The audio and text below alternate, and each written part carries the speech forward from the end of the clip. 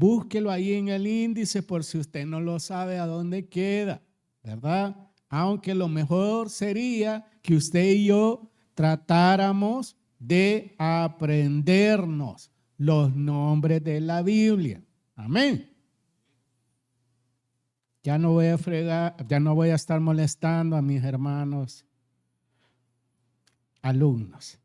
Colosenses capítulo 1, versículo del 1 en adelante. Y el tema de este día es la iglesia de Colosas. Mire qué dice la palabra, ya lo tenemos.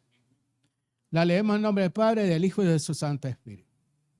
Pablo, apóstol de Jesucristo por la voluntad de Dios, y el hermano Timoteo, a los santos y fieles hermanos en Cristo que están en Colosas, gracia y paz sean a vosotros de Dios nuestro Padre y del Señor Jesucristo. Siempre orando por vosotros, damos gracias a Dios, Padre de nuestro Señor Jesucristo, habiendo oído de vuestra fe en Cristo Jesús y del amor que tenéis a todos los santos, a causa de la esperanza que os está guardada en los cielos, de la cual ya habéis oído por la palabra verdadera del evangelio, que ha llegado hasta vosotros, así como a todo el mundo, y lleva fruto y crece también en nosotros, desde el día que oíste y conociste la gracia de Dios en verdad, como lo habéis aprendido de Epafras, no sé si así se lee, hermano, nuestro consiervo amado, que es un fiel ministro de Cristo para vosotros, quien también nos ha declarado vuestro amor en el Espíritu. Vamos a Dios en oración. Padre, muchas gracias, Señor, por su palabra. El día de ahora, Padre, te suplicamos que puedas tú, Señor, estando instruyendo, Señor. Gracias, Señor, por este pueblo. Gracias, Padre, porque no solo de labios te honran, sino con su presencia en este día, Señor. Gracias, Papito Dios. Tome control. En usted hemos orado. Amén y amén. Podemos sentarnos, hermanos. Vamos a estar estudiando por varios jueves acerca de esta pequeña epístola. El contexto histórico, un poquito del contexto histórico de esta epístola o de esta carta, hermano, es una de las que denominadas cartas carcelarias que escribió el apóstol Pablo. Se cree que fue el primer tiempo de que él estuvo detenido, que él estuvo preso en Roma, y él vio la necesidad de escribir esta epístola o esta carta, como usted le quiera llamar, a petición de este hombre que aparece ahí, que se llama Epafras.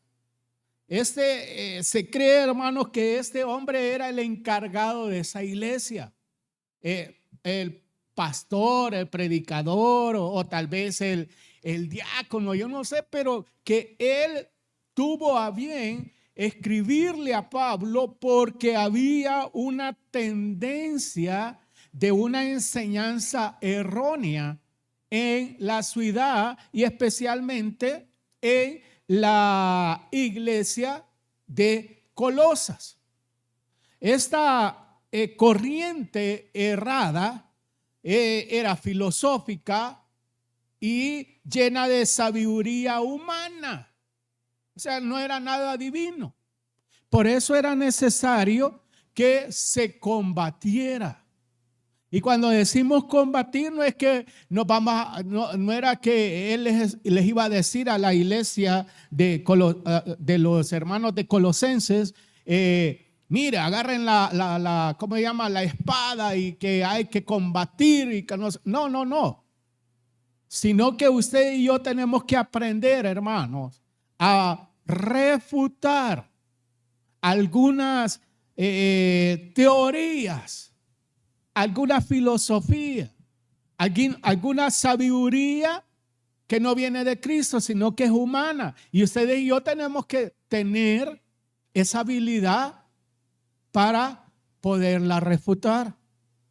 Por eso hay muchos jóvenes que cuando llegan a la universidad, lastimosamente los perdemos. Porque ahí comienza tal vez a enterarse de algunas filosofías o de algunos movimientos, y eso viene y tambalea la fe de los jóvenes. Y comienza aquel joven que desde niño ha estado en la escuela bíblica o ha estado con sus padres guiándolos por un buen camino, y aquellos jóvenes comienzan a tambalear en la fe. ¿Por qué? Porque llegan esas corrientes. Hermanos, ustedes y yo muchas veces vamos a ser, ¿cómo decirle? Tentados. Van a llegar esas corrientes, y ¿qué es lo que vamos a hacer? ¿Qué es lo que vamos a presentar? Y eso era el objetivo de Epafras al escribirle a Pablo. Mira, fíjate que yo he predicado, pero no me abunda. Yo no me puedo explicar bien qué tal si tú, mira, les escribes a ellos. Y los hermanos en sí, adentro, los hermanos de la iglesia, respetaban la voz de Pablo, respetaban las enseñanzas de ellos. Los de afuera no tanto. Ya lo vamos a ver por qué digo esto. Ya lo vamos a ver más adelante. Entonces, de esa manera, Pablo viene y comienza a escribirle, a pesar de que estaba en la cárcel. Pero él comienza a escribirles. ¿Por qué? Porque los ama en el amor del Señor. Otra característica, hermano, que Pablo no conocía, se cree que no conocía esta ciudad. Y aunque no conocía esa ciudad, él tenía un gran corazón para ellos y les comenzó a enseñar. ¿Y por qué les comenzó a enseñar? Porque no quería que se perdiera. Con todo el corazón y con el corazón de pastor, y creo que cada pastor de los que predicamos acá, pero ese es el objetivo cuando nosotros nos paramos aquí, hermano. No perdernos a ninguno de ustedes. Y ese era el amor que Pablo le tuvo a la iglesia de Colosas, que aunque no los conocía físicamente, nunca había llegado ahí, pero los amaba en el amor del Señor. Si un día un pastor desde esta tarima predica algo fuerte contra problemas del pecado, hermano, no se sienta mal. Porque si el Espíritu Santo llega y toca su mente, llega a su corazón, esas palabras que está diciendo el pastor las está diciendo directamente el Espíritu Santo para usted y para mí. Y por eso el enemigo quiere que desviemos la mirada, desviemos la predicación. Usted no se mueva de donde está, hermano. ¿Cuántos venían a los cultos, a la iglesia con su familia y nuevamente están viniendo solos? No se dé por vencido. Comience nuevamente a orar. No se dé por vencido. Comience a orar para que nuevamente su familia esté con usted en la iglesia. Y ese era el amor de este hombre. Los primeros hablando ya de la epístola, los primeros 2 capítulos exponen y defienden esta verdad. ¿Cuál verdad? Que la epístola presenta a Cristo como supremo Señor. Ese era uno de los objetivos de escribir. Presentar a Jesucristo como supremo Señor. Solo en el capítulo 3 y el capítulo 4, solo en esos dos capítulos, hermanos, la palabra Señor aparece 10 veces. La palabra Dios aparece 10 veces. La palabra Dios aparece 9 veces. La palabra Cristo aparece 10 veces. Y la palabra Jesús, en mención de mi Señor Jesucristo, aparece una vez. Aclaro eso porque también aparece otro Jesús, pero que es el nombre de una persona, no de mi Señor Jesucristo. ¿Por qué habla tanto de eso? Porque lo que buscaba Pablo al escribirle a esta iglesia era que estuvieran sabedores que el supremo rey es Jesús. Iglesia, ese puede ser uno de los objetivos de Dios para que ustedes y yo estudiemos la epístola a los Colosenses. Los 2 restantes capítulos son las implicaciones prácticas de los otros dos capítulos. Pero vamos a entrar ya en sí en cada uno de los versículos. Eso solo era una pequeña introducción. Vamos a los versículos 1 y 2, hermano. Venga conmigo, por favor. Mire lo que dice. Espérenme que este ventilador está bien rico, pero... Vale, hoy sí. 1 y 2. Mire lo que dice. Pablo, apóstol de Jesucristo por la voluntad de Dios, y el hermano Timoteo, a los santos y fieles hermanos en Cristo que están en Colosas, gracia y paz sean a vosotros, de Dios nuestro Padre y del Señor Jesucristo. El saludo característico de Pablo. Si usted se va a estudiar las otras epístolas o las otras cartas personales o a otras iglesias, casi siempre él comienza con un saludo similar. Ahora, si usted se da cuenta, la primera palabra que aparece en ese capítulo, ¿cuál es? ¿Alguien que me lo puede decir? ¿Alguien del colegio de teología? ¿Cuál es la primera palabra que aparece en el primer versículo del capítulo 1 de Colosenses? Ajá, hermano Carlos. Pablo. ¿Se recuerdan ustedes, los que ya estamos un poquito mayor, que antes, bueno, no sé si ahora también, ¿verdad? Pero antes se hacían cartas. ¿Cuántos de ustedes hicieron una carta alguna vez? Levanten la mano, quiero ver. Nadie, solo yo. Amén. Algunos de ustedes. Algunas cartas de amor, por eso les daba pena, ¿verdad? ¿Sabe qué característica llevaba la carta? Que al final ponían la firma. ¿Por qué ponían la firma? Para autentificar o para que aquello fuera, no sé cómo decirle, que no fuera adulterado por nadie más. Por eso fue necesario el primer paso del apóstol, poner su nombre. ¿Por qué? No sé si ya les he compartido esa parte, pero en la área de las epístolas a Corintio, se cree que hay una como teoría de las cartas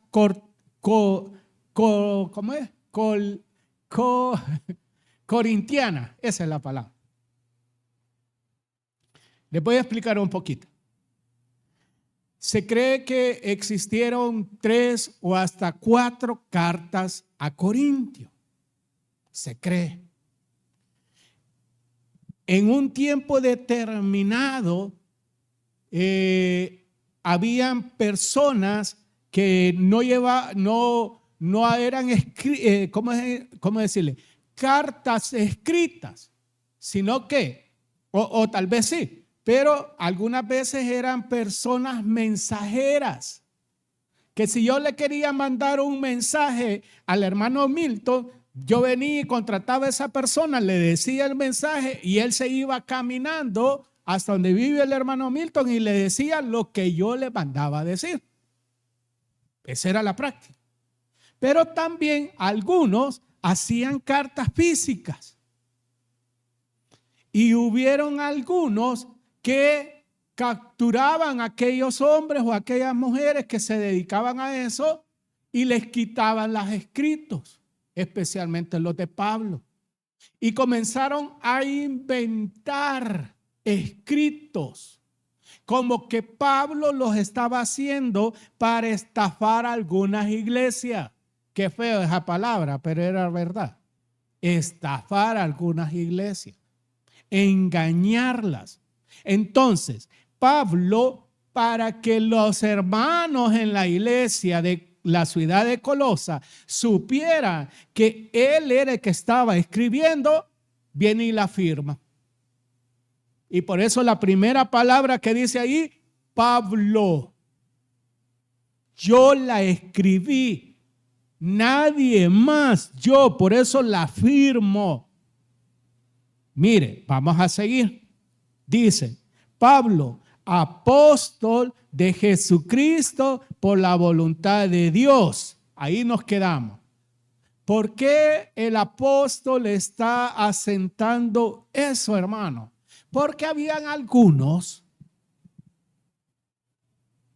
que tal vez no eran de la iglesia, adentro en la iglesia, pero que habían otros afuera de la iglesia que dudaba del apostolado de Pablo.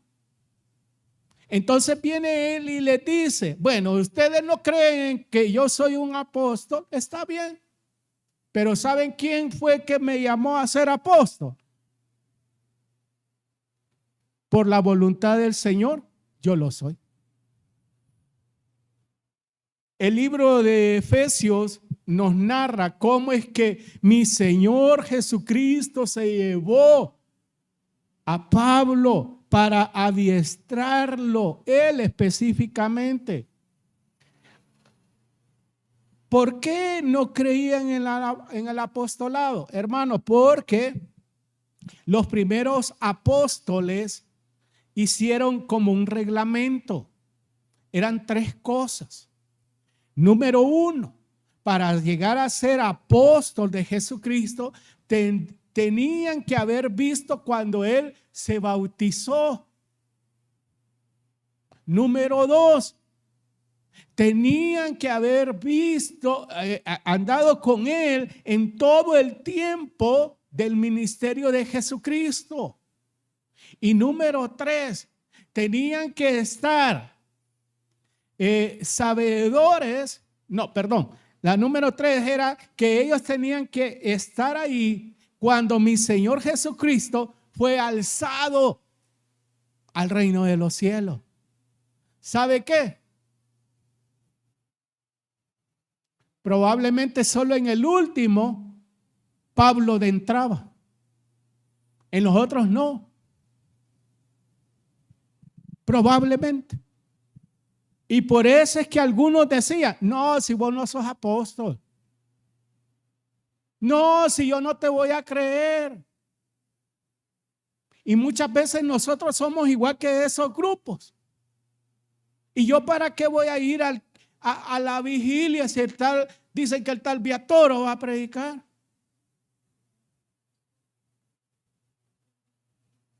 ¿Y yo para qué voy a ir a la iglesia si yo soy mujer y ahí ni ponen a predicar a las hermanas?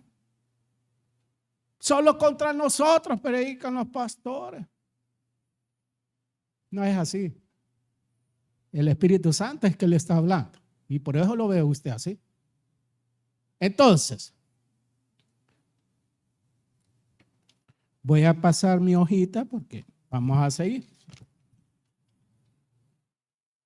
Entonces Pablo no llenaba esos requisitos, por eso algunos decían, no, ese hombre no es un apóstol. Pero él viene y aclara aquí en el primer versículo, en la primera parte, que dice que por la voluntad de Dios, él llegó a ser apóstol. Le quiero decir algo con todo cariño. Gracias a la voluntad y a la misericordia del Señor, los que nos paramos aquí, somos llamados por Él. Somos llamados por Él. Algunos tal vez no les agradamos. Algunos tal vez tienen un concepto bien erróneo de algunos pastores o de algunas personas, porque nunca les damos la oportunidad muchas veces.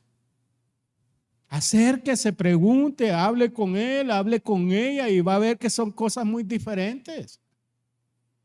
Pero no para criticarlos, sino que para darse cuenta cómo son aquellos. Entonces, eso era lo que Pablo asienta. Y dice el versículo, la parte final del versículo dice, y el hermano Timoteo, probablemente que Timoteo estaba sirviéndole a Pablo aún en la cárcel. Se dice que él le llevaba como la comida y cosas así a la cárcel y él estaba pendiente. Por eso lo menciona ahí. Veamos el versículo 2. Ahora lo que vamos a comenzar a estudiar, hermano, es una lista de características que los hermanos en Cristo tenemos que tener. Miren lo que dice el versículo 2. A los santos y fieles hermanos en Cristo que están en Colosas. Gracia y paz sean a vosotros de nuestro Señor, de nuestro Padre y del Señor Jesucristo. Aquí aparecen dos características y que el apóstol Pablo se los está realzando a los hermanos de Colosas y que en el nombre del Señor, que de ahora en adelante usted y yo también tengamos esas cualidades. Mire, la primera es santos. ¿Y qué quiere decir la palabra santo? Comúnmente es apartados para Dios. Comúnmente. Ahora, la pregunta es, ¿quién nos aparta? ¿Dios o somos nosotros? La otra pregunta es, si somos nosotros, ¿qué tan apartados estamos nosotros para Dios? Si cuando hay una invitación a cenar y es a la hora de culto, no venimos, allá andamos en el pollo. Hasta ahí me voy a quedar. Mira, te voy a invitar al cine. Es que solo ahí pasamos, solo en la iglesia, vamos al cine. ¿Qué tan apartados estamos? Otro concepto de eso, hermano, aparece una palabrita en hebreo que yo no la puedo mencionar, pero no la voy a decir, pero depende de esa palabrita y lo que significa es puro, pureza física, es ritual y especialmente moral y espiritualmente. Algunas veces se traduce, y esto me gustó a mí, como separado, como apartado, y esa palabrita es la que más me gusta, consagrado. Usted y yo no podemos decir que somos personas o hermanos en Cristo santos si no nos consagramos para Él, si no nos apartamos para el Señor. Y eso eran los hermanos de Colosa. Y que ustedes y yo, como hermanos en Cristo, tenemos que tener esa cualidad. Cuidar el testimonio es un paso firme para tener santidad, hermano. y lo descuidamos. ¿Por qué? Porque verdaderamente andamos haciendo muchas veces lo que nos da la gana. Segunda característica, siempre en el capítulo, en el versículo 2 dice, a los santos, ¿y qué dice? Y fieles. Mire, hermano, ¿verdad que serle fiel a la persona que uno estima es fácil? Algunas veces. Cuando decimos la palabra fieles, es con relación a Cristo, pero también entre nosotros. Mira, ya te dije, es que, mira, fíjate que yo ahorita vengo de la iglesia y ese Viatoro solo con esa camisa rosada anda. Foto le dicen. ¿Qué tan fiel somos, hermanos, para los demás hermanos en Cristo? ¿Qué tan fiel somos? Y esa era una característica de los hermanos de Colosa y que usted y yo tenemos que tenerla. La fidelidad, aún con aquellas personas que probablemente no les caemos bien, hermano. En vez uno va con su platito de comida a sentarse en un lugar y hay algunos que se levantan porque no quieren estar con nosotros. Hay algunos que están, ya tienen un rato de estar ahí en su silla y de repente llega una hermana que no le simpatiza, agarra el himnario y la Biblia se va para otro lado. Y entonces aquí hemos venido. La fidelidad, hermano, no es solo para con Jesucristo, sino que también entre nosotros. Entre nosotros. Y la fidelidad es que cuando usted sepa que un hermano está mal y le puede ayudar, séale fiel, ayúdele. Ayúdele, ayúdele a su familia. ¿Sabe que hay hijos que gracias al Señor su mamá o su papá les dan la comida, les hacen la comida y les sirven? Pero son un poquito mal agradecidos. ¿Por qué? Porque no pueden ni agarrar su plato e irlos a lavar. Eso no se llama ser fieles, hermano. Y cuando ven enferma a mamá o a papá, ahí se afligen. Y ni aún así le ayudan. Pero ya dejemos de hablar de eso. Vamos al versículo 3 y 4. Ahí vamos a encontrar otras cualidades.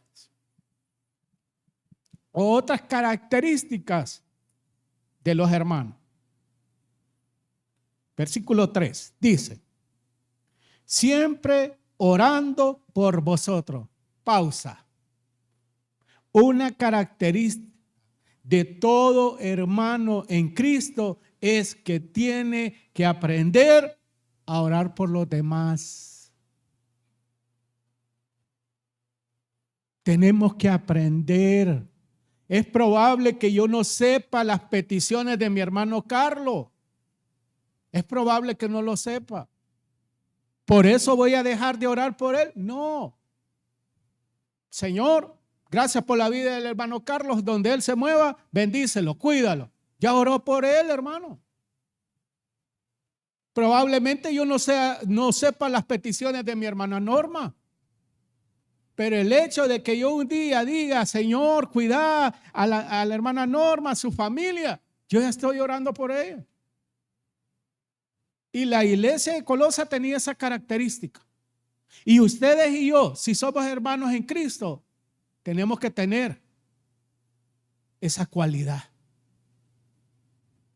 ¿Cuántos oran por aquellos que están detenidos, hermano? Gloria al Señor. Y pronto vamos a comenzar a escuchar testimonios de eso, para gloria y honra del Señor. Características, más características, la importancia de orar por los demás. Además de eso, nos trae bendición. También es algo que tenemos que realizar. Mire, sigamos leyendo parte del versículo. Demos gracias a Dios, Padre de nuestro Señor Jesucristo. Muchas veces no sabes por qué orar por tu hermano, pero aquí nos da un ejemplo, aquí nos da una opción el apóstol. Mire qué dice: demos gracias a Dios, Padre de nuestro Señor Jesucristo. Solo con el hecho de que usted le diga a Dios: yo te agradezco, Señor, por la vida del hermano Juan, ya oró por él. Y eso era lo que hacía en la iglesia. Y usted y yo tenemos que imitarlo. Número 4. Cualidad número 4. El versículo siguiente dice: habiendo oído de vuestra fe en Cristo Jesús, del amor que tenéis a todos los santos, a causa de la esperanza que, bueno, hasta ahí dejemos. Habiendo oído de vuestra fe en Cristo Jesús y del amor que tenía a todos los santos. Cuando oramos por los demás, estamos demostrando que les amamos.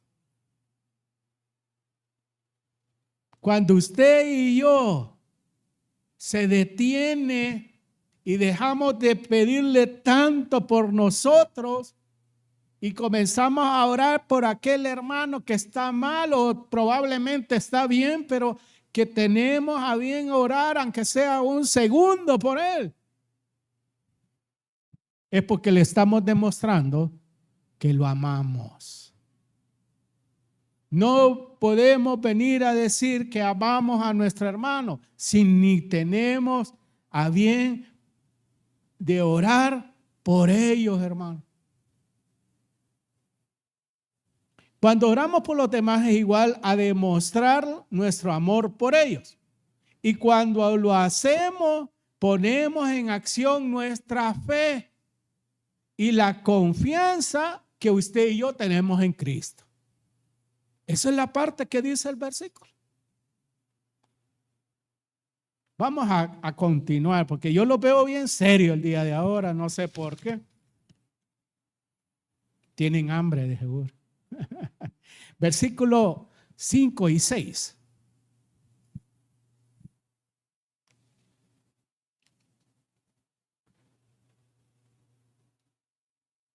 A causa de la esperanza que os está guardada en los cielos, de la cual ya habéis oído por la palabra verdadera del evangelio.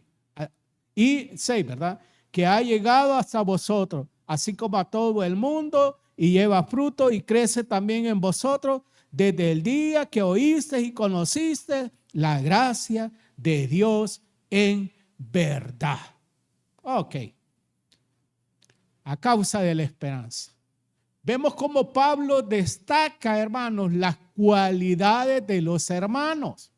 Ya lo vimos, que son personas santas, que son personas fieles, que oran por los demás. Y ahora viene, además de que lo destaca, comienza a hablarle como de como un regalo, una promesa de parte del Señor para con ellos. Mire, dice, vemos como Pablo destaca las cualidades de los hermanos de Colosa, pero a la vez, hermano, le hace a usted y a mí un reto. ¿Y cuál es ese reto? De seguir con esa actitud nosotros. Que sigamos con esa actitud. No ser santos no es igual a solo cuando vengo a la iglesia, no, en todo lugar, hermano. Ser fiel es para con todos, no hay que hacer acepción de personas, aunque nos cueste con algunos. Pero tenemos que aprender a ser fiel con los demás, para seguir esperando la esperanza gloriosa en Cristo. ¿Y cuál es esa esperanza gloriosa? Los voy a invitar a que vayan conmigo a Juan 14. Juan, no hermano Juan. El libro de Juan. Y estamos, hermanos, en el capítulo 14. Versículo del 1 hasta el 3. Mire cuál es la promesa gloriosa de nuestro Señor para usted y para conmigo. No se turbe vuestro corazón. Creéis en Dios, creed también en mí. Aquí viene la promesa. En la casa de mi Padre muchas moradas hay. Si así no fuera, yo os lo hubiera dicho. Voy pues a preparar lugar para vosotros. ¿A dónde, hermano? Al reino de los cielos. Miren 3. Y si me fuere y os preparar el lugar. ¿Quién está preparando el lugar? Cristo. Mire qué más dice.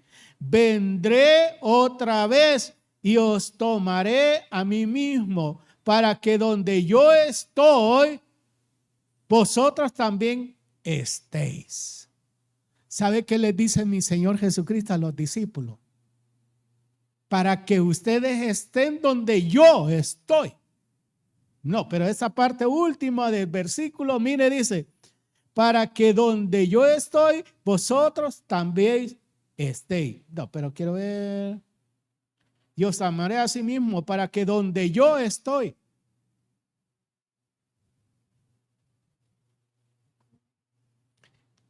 Este es un dolor de cabeza, hermano, para los estudiantes del colegio de teología, cuando llevamos la materia hermenéutica. Porque tenemos que prestarle atención a los verbos, a los tiempos de los verbos, pasado, presente y futuro. Y esta palabra, este versículo, mi Señor Jesucristo le está diciendo a sus discípulos, o sea, Él está cara a cara con sus discípulos en la tierra, pero Él viene y les dice, donde yo estoy, o sea, en el reino de los cielos. Pero Él estaba hablando con sus discípulos.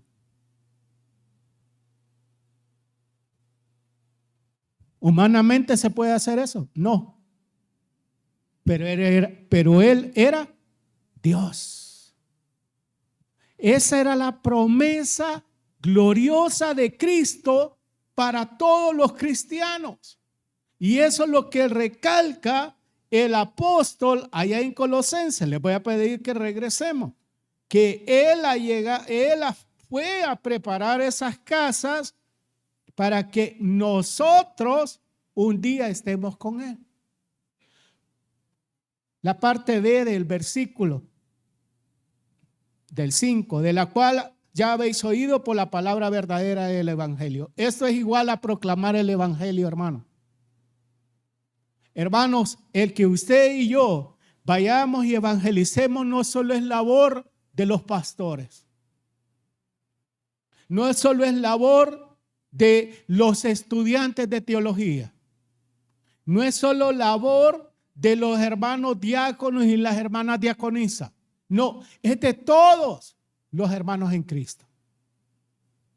Es que si usted no está ganando almas, si usted no está compartiendo el Evangelio de Cristo, usted no está haciendo esa característica. Esa cualidad que tenían los hermanos en la iglesia de Colosas. Y que de ahora en adelante ustedes y yo tomemos a bien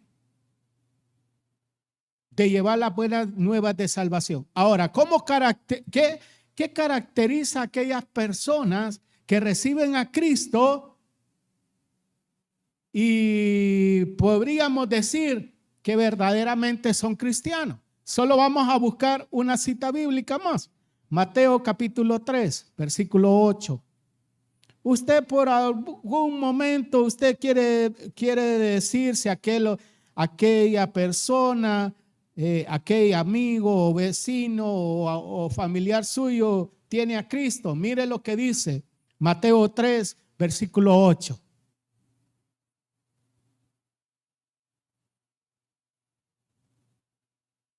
Haced pues frutos dignos de arrepentimiento. Les narro un poquito porque ya casi no tenemos tiempo. Aquí quien estaba hablando o estaba predicando era Juan el Bautista. Y cuando vio que los religiosos se acercaban, él vino y los comenzó a confrontar. Y les comenzó a decir, si ustedes creen que la religiosidad los va a llevar al reino de los cielos, es mentira. Y viene y expresa el versículo 8 y dice, hacer pues frutos dignos de arrepentimiento. Aquellos que reciben a Jesús tienen que comenzar a dar frutos. Frutos. Ya no somos peleoneros. ¿O sí? Ya no, ¿verdad? Bueno, no lo veo muy convencido. Mejor regresemos al versículo 7. Hermana, ayúdenos, por favor. Ahí en la pantalla aparece. Colosenses 1:7 dice, como lo habéis aprendido de Epafras, nuestro consiervo amado, que es un fiel ministro de Cristo para vosotros. El nombre de este caballero probablemente es como un diminutivo de el nombre Epafrodito o algo así creo que era. Y que significa persona amable, persona atrayente, agradable. Eso significaba la palabra el nombre de este hombre. Ahora, hermano, hay hombres y mujeres dignos de imitar. ¿Usted es digno de imitar? Yo quiero ser como mi mamá porque ella fue la primera que se inventó los drones. Agarra la chancleta y cabale la cabeza. O nuestros hijos dice, yo quiero ser como mi papá. Porque todas las mañanas que yo me levanto, yo lo veo que está estudiando la Biblia. Eso decían de este hombre. Este hombre tenía buen testimonio. Este hombre era el encargado de la iglesia. Y a pesar de eso, no se le había subido. Y terminamos con el versículo 8. Hermana, por favor. Quien también nos ha declarado nuestro amor en el Espíritu. Una de las características que tiene la epístola a los Colosenses, que solo una vez en toda la epístola hace mención al Espíritu Santo. Y es ese versículo. El hecho de que el Espíritu Santo no aparezca tanto en la escritura a esta iglesia no es igual a que lo hicieron a un lado. Para que haya expansión del Evangelio de Cristo, tiene que estar el Espíritu Santo. Para que usted y yo demos dignos frutos de arrepentimiento, tiene que estar el Espíritu Santo. El hecho de que no aparezca como nombre o Espíritu Santo no quiere decir que no está ahí explícitamente Él. Él es parte de la Trinidad. Y este hombre, Epafras, no solo era un buen hombre, no solo era una persona digna, sino que también dice que él le demostraba su amor. El día de mañana que usted y yo necesitemos demostrar el amor, acordémonos de un hombre que se llama Epafras, que con mucho amor les predicó el evangelio a su misma iglesia. ¿Qué les parece si le damos un fuerte aplauso al Señor? Muchas gracias, papá, por tu palabra. Muchas gracias por darnos el día de ahora, Señor, o realzar, Padre, las cualidades de los hermanos de la iglesia en Colosas, Señor. Personas santas, personas fieles, personas que oraban por los demás, como Epafras. Queremos ser igual que ellos, Señor. Queremos mejorar nuestra vida cristiana. Si hay alguien en nuestra iglesia que no ha recibido a Jesús como Señor y Salvador, el día de ahora es el día aceptable de su salvación. ¿Habrá alguien que quiera recibir a Jesús? Gracias, Señor. Gracias, Papito Dios. En su santo nombre hemos orado, mi Rey. Amén y amén.